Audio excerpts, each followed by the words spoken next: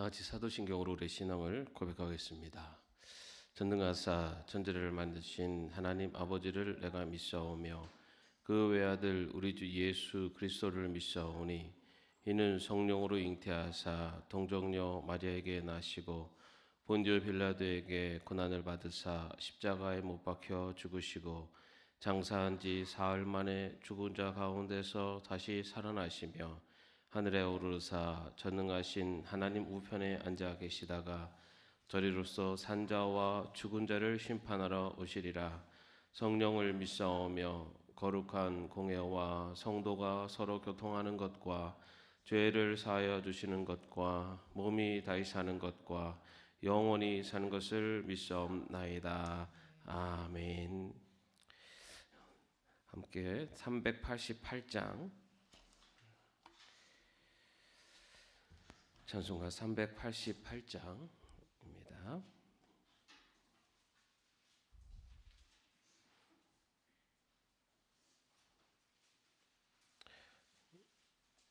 먼저 우리 한 반주를 한번 듣고 그 다음에 같이 찬양하겠습니다.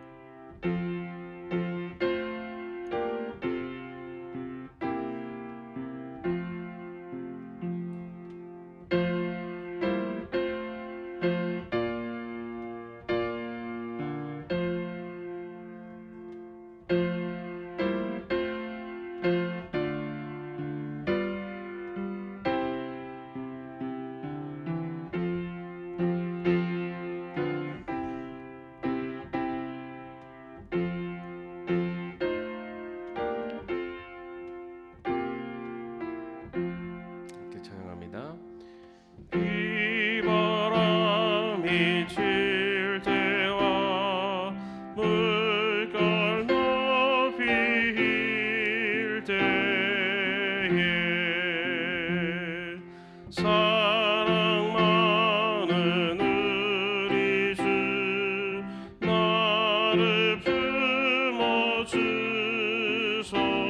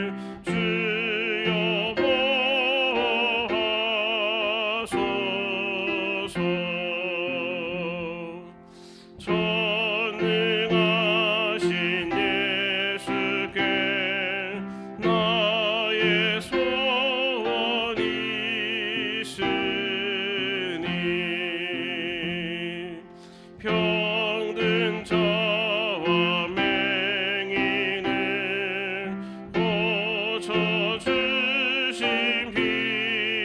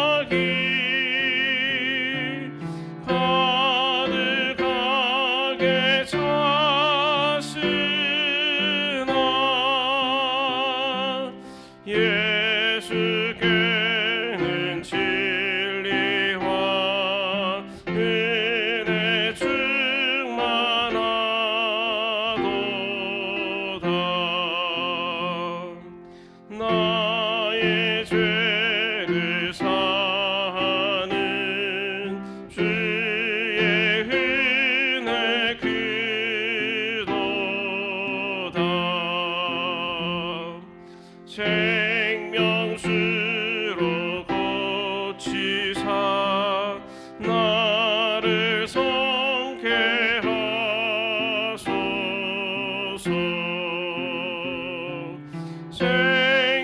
주는 예수님 마시게 하시옵고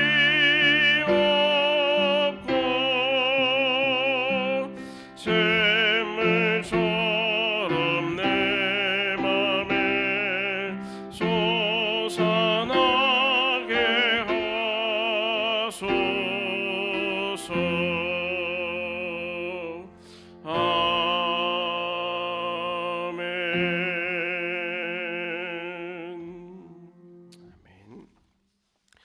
오늘 말씀은 레위기 9장 1절에서 7절까지의 말씀입니다. 레위기 9장 1절에서 7절까지의 말씀입니다. 함께 합독하겠습니다.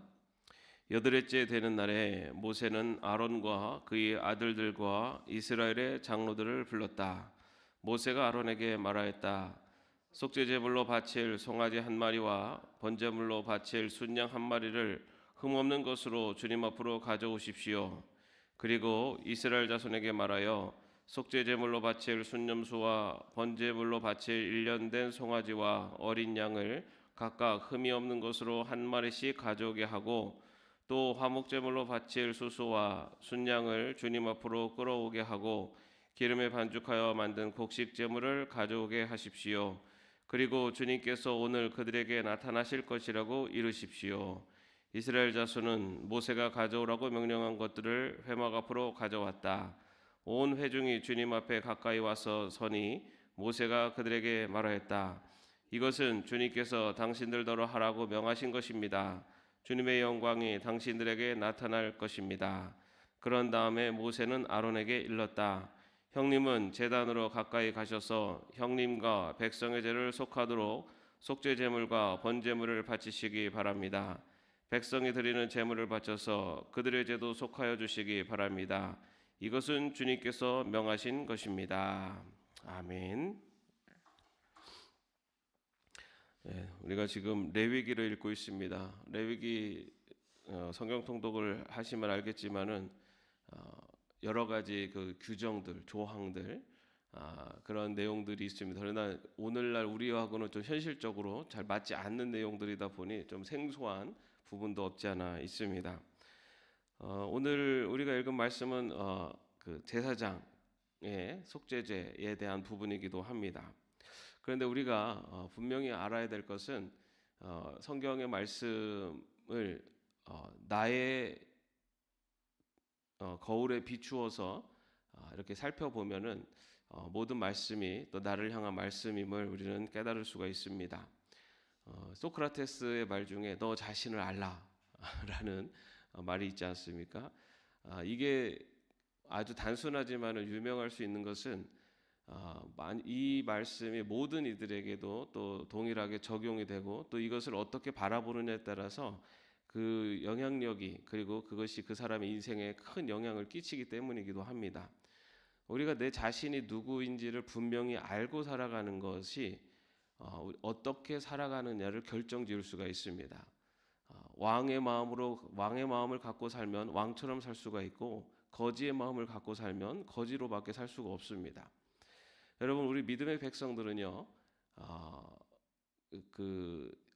하나님의 자녀, 하나님의 백성이라고 하는 그런 정체성을 갖고 있습니다. 근데 오늘 말씀에 보면은 이제 제사장이 나오고 그리고 제사장이 어떠한 삶을 살아야 되는지에 대한 규례도 나옵니다. 그런데 우리 믿음의 백성들이 한 번 더 기억해야 될 것은 우리 믿음의 백성들은 모두가 하나님 앞에서는 제사장의 역할을 감당하고 있다는 겁니다. 종교개혁가 마틴 루터는요, 만인 제사장소를 주장하기도 했습니다. 그 이유는 뭐냐면 우리가 제사장과 같은 그런 제사를 드리는 자다라는 의미가 아니라 하나님과 사람 사이에 이제는 예수 그리스도로 인해서 중보자가 필요가 없게 되었습니다. 그 중보자가 필요가 없게 되어서 이제는 하나님 앞에 우리 인간 사람이 직접 하나님 앞으로 나아갈 수 있는 그런 자격이 그리고 그런 존재가 되었다라는 의미에서의 만인 제사장입니다. 다시 말해 우리도 바로 제사장의 그런 지위와 그런 역할을 감당하는 자들이 되었다라는 것을 마틴 루터는 이야기를 합니다. 여러분, 그렇기 때문에 우리 성도들은요 영적인 제사장이라고 할 수 있습니다. 그렇기 때문에 하나님 앞에 나아갈 수 있는 바로 영적인 제사장으로 오늘을 살아가고 있습니다. 그래서 오늘 제사장에게 주어지는 이 말씀은 다른 누군가가 아니라 바로 나에게 주시는 말씀이다라는 것으로 받아들이면 이 말씀 역시 우리가 어떤 삶을 살아야 되는지를 이야기해주고 있다고 할 수가 있습니다. 그 당시의 제사장은요, 그 죄를 지은 이스라엘 백성들을 위해서 속죄 제사를 드리는 일을 하는 사람이었습니다. 그러나 오늘 본문에 보면 모세는 아론과 그의 아들들에게 백성을 위한 제사를 드리기에 앞서서 먼저 제사장 자신들을 위해서 속죄 제사를 드려야 한다라는 것을 말하고 있습니다. 이는 영적 지도자가 된 제사장이 거룩한 일을 하기 위해서는 먼저 스스로 자신을 정결케 해야 한다라는 것을 말해주는 것입니다. 여러분, 예를 들어서 환자를 수술하는 그 집도의가 손도 닦지 않고 장갑도 끼지 않는다면은 그 수술하는 동안에 환자의 몸에 여러 가지 세균이 침투할 수가 있습니다. 의사도 수술에 들어가기 전에 자기의 몸을 깨끗이 하는 것과 마찬가지로 백성의 죄를 속하는 속죄제를 드리러 가기 전에 제사장은 먼저 자신의 죄를 속하는 그런 제사를 드려야 된다라는 것을 말하고 있는 것입니다. 더러운 죄를 회개하지 않은 제사장이 드리는 제사, 그것은 하나님께서 받지 않으시는 제사이기 때문입니다. 그리고 더러운 죄를 가지고 하나님 앞으로 나아간다면 어떤 제사장도 살아남을 수가 없습니다. 그렇기 때문에 제사장은 그 누구보다도 먼저 하나님 앞에 정결한 삶을 살아야 된다라는 것을 오늘 말씀은 우리에게 이야기하고 있습니다. 이것은 또한 제사장으로 살아가는 저와 여러분의 삶이 하나님 앞에 먼저 정결한 자로 서야 된다라는 것을 보여주는 말씀이기도 합니다. 하나님 앞에 서서 백성들을 하나님께 인도하는 제사장, 다시 말해 모든 사람들에게 영적인 지도자로서 위치해 있는 제사장은 바로 그 역할을 감당하기 위해서 먼저 하나님 앞에 정결해져야 됩니다. 제사장은 그 이스라엘 백성을 대표해서 하나님 앞에 나아갑니다. 다시 말해 공동체를 이끌어가는 데 있어서 바로 이 제사장의 정결함이 먼저 되어야 된다라는 것을 볼 수가 있습니다. 오늘날로 말하면 우리들의 가정 그리고 우리들이 만나는 많은 사람들이 있습니다. 우리는 그 안에서 어쩌면 영적 제사장의 위치에 있습니다. 내가 먼저 하나님 앞에 정결해지고 내가 먼저 깨끗한 모습으로 살아가려고 노력하는 것, 그것이 영적인 지도자로서 내 가정과 내가 만나는 많은 사람들, 이웃 친척들의 영적인 지도자로서는 바로 우리들의 모습이 되어야 될 것입니다. 그렇기 때문에 제사장은 먼저 자신의 모습을 돌아보아야 합니다. 누구를 탓하고 누구를 비판하기 이전에 자신의 모습을 먼저 돌아보고 자신의 모습 가운데 혹여나 하나님께서 싫어하는 죄의 모습은 있지 않는지, 내 자신이 회개해야 될 일이 없는가라는 것을 돌아봐야 합니다. 여러분, 우리가 누군가에게 지적질을 할 때 이렇게 하지 않습니까? 그죠? 자, 그런데 여러분 보시면 뭐 잘 아시겠지만 지적질하는 손가락은 하나지만은 나머지 손가락은 누구를 향해 있습니까? 나를 향해 있습니다. 남에게 한 번 지적질할 때는 나를 3번 이상 돌아봐야 된다는 의미를 갖고 있습니다. 우리가 하나님의 제사장, 영적인 제사장으로 살아가는 데 있어서 누군가를 비판하고 누군가의 모습을 정죄하기 이전에 먼저 내 자신의 모습을 돌아보는 것, 그것이 더욱 중요하다는 겁니다. 우리가 신앙생활하다 보면은 그런 실수를 할 때가 있어요. 저 사람은 예배도 안 드려. 저 사람은 뭐 믿는 사람이 저래라는 그런 마음 또는 그런 언행을 할 때가 있습니다. 그러나 항상 그런 남을 비판하고 정죄하는 말을 하기 이전에 나는 어떤가를 돌아보는 것, 그것이 바로 영적인 제사장의 자세입니다. 그렇기 때문에 제사장은요, 언제나 이 죄에 대해서 민감하게 반응을 해야 됩니다. 다른 사람들을 보고 판단하고 지적하고 하는 것이 아니라 내 자신의 영혼을 돌아보고 내 자신의 모습 속에는 혹여나 부끄러운 모습이 있지 않는지 자신을 돌아볼 수 있는 것, 그것이 바로 영적인 제사장인 성도의 모습이 되어야 된다라는 것을 또 오늘 말씀을 통해서 우리는 알 수 있습니다. 그러면 어떻게 해야지 우리가 영적인 제사장으로서 그러한 바른 그리고 영적인 제사장으로서 그 정체성에 합당한 삶을 살아갈 수가 있을까? 오늘 말씀을 보면요, 이 3절에서 6절 말씀은 모세가 이스라엘 백성들에게 하나님께 드릴 여러 가지 제사 그리고 그에 필요한 예물들을 준비하는 그런 명령들이 기록을 하고 있습니다. 모세 명령 대로 백성들이 순종하여 제사에 필요한 여러 가지 제물들을 회막 앞으로 가지고 옵니다. 그 모습을 보고 모세는 하나님의 영광이 이제 나타날 것입니다라고 그렇게 말하고 있습니다. 이처럼 하나님의 영광, 다시 말해 하나님의 이 역사하심은 순종하는 자들의 모습을 통해서 나타나게 됩니다. 성경을 살펴보면 언제나 하나님의 말씀에 순종하는 사람들을 통해서 하나님의 영광이 나타나는 것을 볼 수가 있습니다. 또한 순종하는 사람들에게 하나님께서 힘을 주시고 또 그 일을 감당할 수 있는 능력을 주시는 것도 우리는 성경을 통해서 볼 수가 있습니다. 하나님의 말씀에 순종하는 것, 그것이 바로 주님의 일꾼된 자의 모습이고 하나님의 말씀에 순종하는 삶, 그것이 바로 영적인 제사장으로 서는 하나님의 백성들에게 필요한 삶의 자세입니다. 아무리 유력하고 보잘것없는 사람일지라도 하나님 말씀에 순종하면 그 순종을 통해서 하나님께서 영광을 나타내십니다. 오히려 내가 스스로 의롭다고 내가 스스로 모든 것을 할 수 있다고 하는 사람, 그래서 자기 뜻대로 고집하는 사람을 통해서는 하나님의 영광이 나타나지 않습니다. 오늘 본문 7절 말씀에 보면요, 모세가 아론에게 이제는 그 제사를 드리기 이전에 아론과 그의 자녀들이 먼저 하나님 앞에 속죄제를 드리십시오라고 이야기합니다. 그러면서 이것은 하나님의 명령입니다라고 그렇게 말씀을 합니다. 그 말에 아론과 그의 아들들이 순종하여 먼저 제사장들이 자신들의 죄를 속하는 속죄제를 드리게 됩니다. 우리가 하나님의 백성으로 영적인 제사장으로 살아가는 데 있어서 가장 중요한 삶의 모습, 그것은 바로 말씀에 순종하는 것입니다. 그 말씀이 자신의 이해와 자신의 생각에 합당하지 않아 보여도 하나님의 말씀이라면 그 말씀에 절대 순종하는 것, 그것이 영적인 제사장으로 제대로 살아갈 수 있는 방법입니다. 이것은 어떤 형식과 절차를 지켜야 된다라는 의미가 아니라 우리의 삶의 모든 태도의 가장 중심에는 바로 하나님의 말씀에 순종하려고 하는, 바로 순종하는 마음이 있어야 되고 그 순종하는 마음을 가지고 하나님의 말씀 앞에 서야 된다는 것을 말합니다.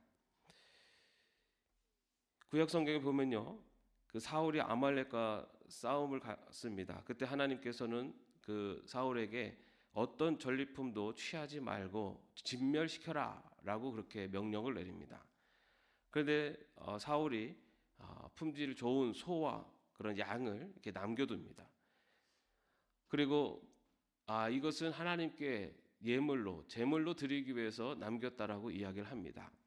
어쩌면 사람의 입장에서 보면은 하나님께 드리기 위해서 그렇게 품질 좋은 소와 양을 남겨두는 것, 그것이 더 옳아 보이고 더 효율적이고 합당해 보입니다. 그러나 하나님께서는 그런 사울의 행동을 책망하십니다. 왜냐하면 하나님께서 원하시는 것은 좋은 소와 양 그런 제물이 아니라 순종하는 사울의 모습이었기 때문입니다. 불순종하는 사울은 하나님의 버림을 받게 됩니다. 그리고 그가 드리는 제사마저 하나님의 기쁨이 되지 못합니다. 그래서 사무엘 선지자는 우리들에게 이런 말씀을 남깁니다. 순종이 제사보다 낫다. 우리가 하나님 앞에 설 때 우리의 모습이 하나님의 말씀에 순종하는 모습으로 나아가는 것, 그것이 하나님께서 가장 기뻐 받으시는 제사장의 모습입니다. 우리가 예배를 드릴 때 우리 자신이 하나님 앞에 죄가 없는지 내 자신을 돌아보는 것, 그것이 우리 영적인 제사장인 우리들의 모습이어야 될 것이고, 또 하나는 하나님의 말씀 앞에 순종하는 마음의 자세 또는 신앙의 태도로 하나님 앞에 나아가는 것, 그것이 바로 영적인 제사장의 우리들의 모습이 되어야 될 것입니다.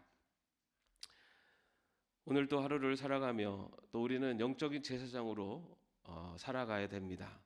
우리들의 가정 또한 우리들의 이웃과 사회 속에서 우리는 영적인 제사장으로 먼저 내 자신의 모습을 돌아보며 혹여나 부끄러운 모습이 있지 않는지, 하나님 앞에 더 회개할 모습이 있지 않는지를 돌아보는 것, 그것이 바로 영적인 제사장으로 또 오늘 하루를 살아가는 저와 여러분의 모습이 되어야 될 줄로 믿습니다. 또한 우리는 영적인 제사장으로 하나님의 말씀에 순종하는 길을 선택하고 걸어가는 것, 그것이 바로 또한 영적인 제사장으로 살아가는 우리의 삶의 또 신앙의 모습이 되어야 될 줄로 믿습니다. 오늘도 하루를 살아가며 그리고 내일 또 주일을 맞이하며 내 자신의 모습을 돌아보고 또한 하나님의 말씀 앞에 순종하는 길을 걸어가는 영적인 제사장으로 살아갈 수 있는 저와 여러분이 되시기를 주님의 이름으로 축원합니다. 기도하겠습니다. 하나님, 우리를 영적인 제사장으로 세우셔서 또 오늘 말씀을 통해 우리가 어떻게 살아가야 될 것인가를 깨닫게 하시니 감사합니다. 먼저 우리 자신이 하나님 앞에 부끄럽지 않은 죄인으로 서지 않도록 오늘 하루 또한 하나님의 말씀에 순종하는 길을 걸어갈 수 있는 저희들 될 수 있도록 인도하여 주시옵소서. 하나님 앞에 순종하는 그 순종을 통해 하나님의 영광이 나타나게 될 줄로 믿습니다. 우리의 이해와 우리의 지식을 넘어서는 말씀 앞에 순종하는 하나님의 자녀로, 그래야 그를 통해서 하나님의 영광을 나타내는 하나님의 자녀로 영적인 제사장으로 살아가는 저희들 될 수 있도록 인도하여 주시옵소서. 예수님의 이름으로 기도합니다. 아멘. 하늘에 계신 우리 아버지여, 이름이 거룩히 여김을 받으시오며 나라의 마옵시며 뜻이 하늘에서 이룬 것 같이 땅에서도 이루어지이다. 오늘날 우리에게 일용할 양식을 주옵시고 우리가 우리에게 죄진 자를 사하여 준 것 같이 우리의 죄를 사하여 주옵시고 우리를 시험에 들게 하지 마옵시고 다만 악에서 구하옵소서. 대개 나라와 권세와 영광이 아버지께 영원히 있사옵나이다. 아멘.